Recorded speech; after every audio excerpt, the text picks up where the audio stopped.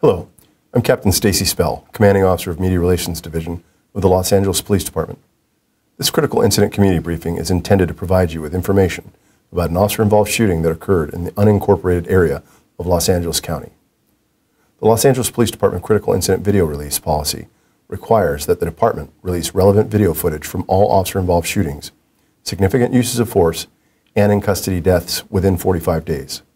However, this incident occurred outside the city limits while the officer was off duty. Therefore, the Los Angeles Police Department only has jurisdiction over the administrative investigation. The Los Angeles County Sheriff's Department is handling the criminal aspect of this incident, and all evidence, including any photographic and video evidence, is the property of the Sheriff's Department.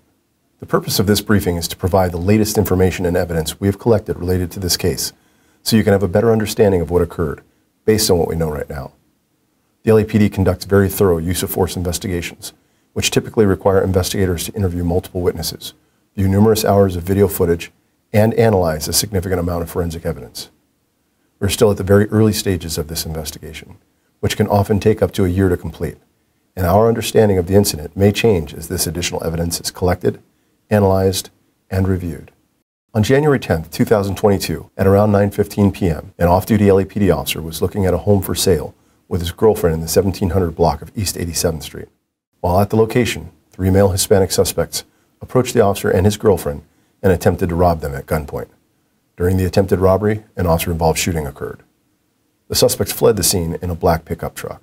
Los Angeles County Sheriff's deputies responded to the shooting call and discovered the LAPD officer who had been shot.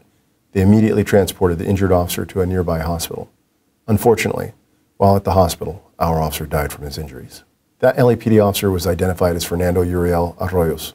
Officer Arroyos was a 3-year veteran of the LAPD and was last assigned to Olympic area. Los Angeles Sheriff Department deputies received an additional radio call of a man with a gunshot wound near the area of the incident. They responded and located a suspect who had been involved in this incident. That suspect was identified as Ernesto Cisneros. Cisneros was taken into custody and transported to a local hospital with non-life-threatening gunshot wounds sustained during the incident. Los Angeles Sheriff's Department Homicide Bureau responded to the scene and assumed investigative responsibility for the incident. On January 12, 2022, 3 additional suspects were located and apprehended. Those suspects were identified as Luis Alfredo de la Rosa Rios, Jesse Contreras, and Haley Marie Grisham.